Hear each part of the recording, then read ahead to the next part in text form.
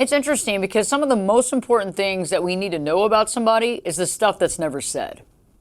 We pay more attention to what people say about themselves than the important nonverbal cues.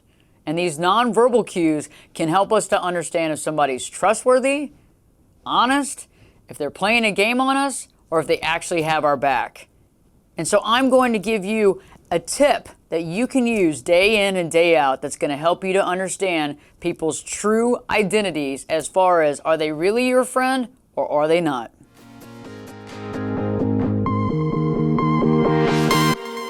Hey there friends, glad to be back today. And today, in part 2 of this video series on these nonverbal cues, we're talking about how to really understand if somebody has our back, if they're honest, if they're lying, or if they're playing a game.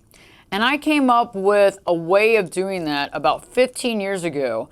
And I started using this technique not in my actual relationships. I actually started using this technique by watching TV to understand where people stand. And then I actually use that technique into my day-to-day life after that. So let me explain the technique. Let me explain how you can begin to understand it and to use it, and then how to actually bring it into your day-to-day life to determine if somebody is trustworthy, if they are honest, or if they're not. So 15 years ago, I came up with this concept.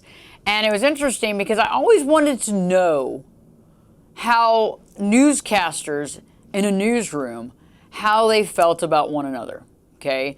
Were they friends? Did they get along? Because, you know, we know that there's a lot of drama that takes place, and especially folks that are working together for normally a large amount of years. You know what I'm saying? You know, like the folks that work up at the news station that you probably watch have been doing it for 10, 15, 20 years with the same group of people.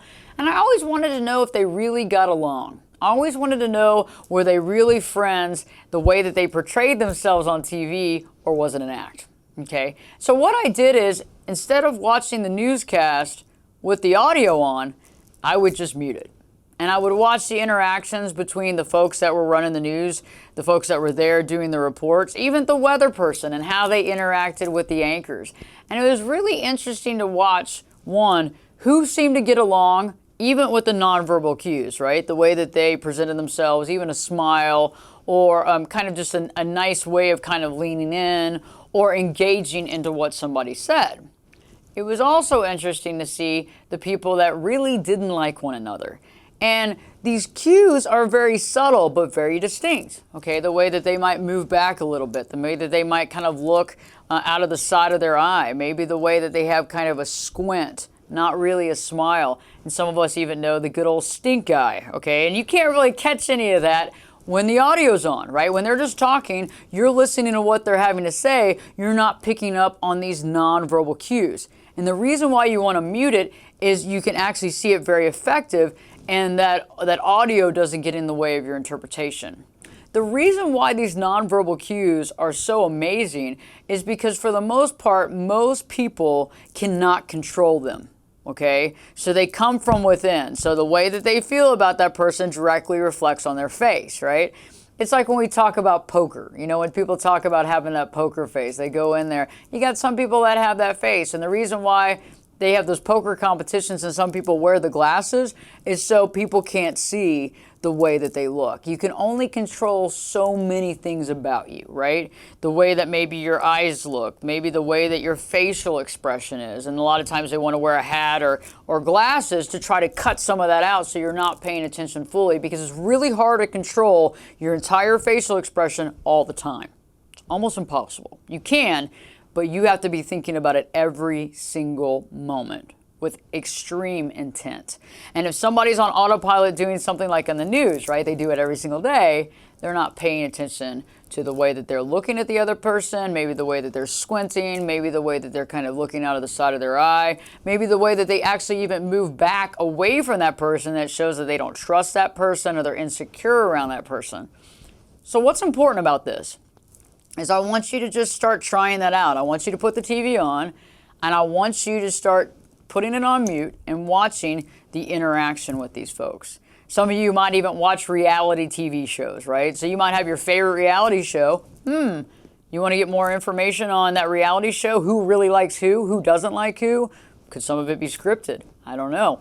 but when you actually put it on mute, you'll be able to see the engagement between those certain people that are in the show, the way that they feel about other people, and they're not paying attention to that because remember, they're on a set. They're over there having to speak their lines or say what they feel, but they're probably not paying attention to some other nonverbal cues that can really give you indication. Are they really enemies or are they secretly best friends or vice versa? You know, there's a lot of things there. Does somebody really trust them or does somebody not trust them at all, right? Is it all an act?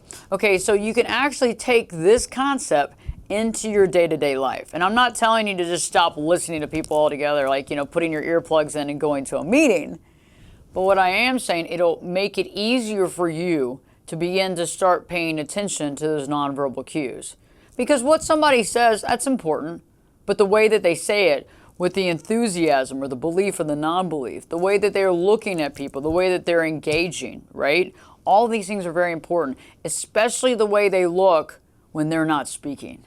Okay, all these things are very important. So when you start practicing this on TV with maybe your favorite reality show or the newscast, even better, that you watch on a daily basis, this will empower you to begin to catch those, the eye movement, the facial structure, the way that somebody is either sitting closer to or farther away, stepping back even a step or stepping forward a step. All of these things are cues to how somebody feels about the other person. Do they feel confident and comfortable with the other person? Do they not?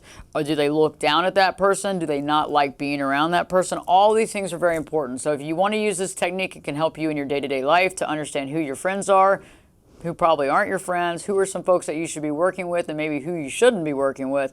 And definitely, if you're dating, you know, who really seems to really kind of care about you and who's just going through the motions.